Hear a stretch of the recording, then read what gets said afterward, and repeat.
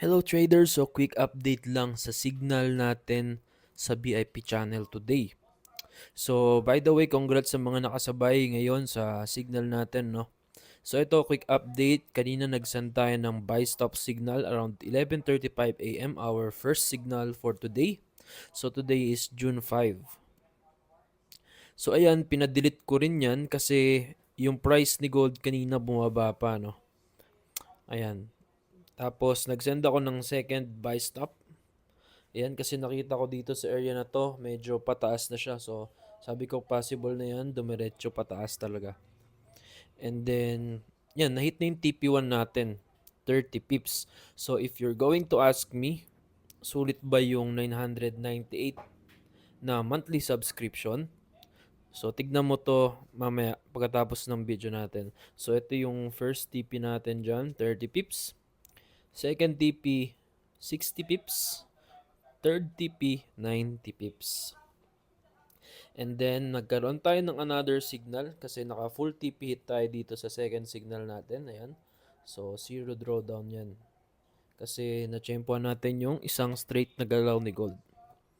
And then, third signal, ayan, nag-pullback lang ng onti yung price. Kung makikita nyo yung red candle dyan. So, nag-pullback siya tapos possible na i-continue na ulit yung trend. Kaya, nag-send ako ng another signal na buy stop, which is na-hit na rin yung TP1, TP2, 60 pips, and TP3.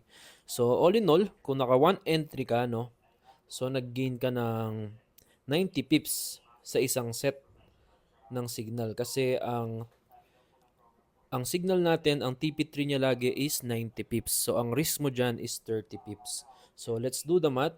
Sa isang signal, 30 pips yung SL. So, kung naka 0.01 ka na lot size, kapag na SL yan, negative ka ng $3, right? Kapag naka-TP1 ka na 30 pips, positive ka ng $3. Kapag naka-TP2 ka ng 60 pips, positive ka ng $6. Kapag naka-TP3 ka, full TP hit, positive ka ng $9. Paano kung today ka nag-join, di ba? Kagaya ng mga nag-join sa akin today, kayo ng umaga, sa BIP, nakasabay sila sa full TP hit ng signal kanina. So, parehas yun naka 90 pips. So, ito 90 pips. Signal number 3. Ito rin 90 pips. Signal number 2. So, all in all, 180 pips. So, paano kung naka 0.01 lot size ka dyan? 0.01, di ba? Di ba ang 10 pips is around $1? So, $1 times 180 pips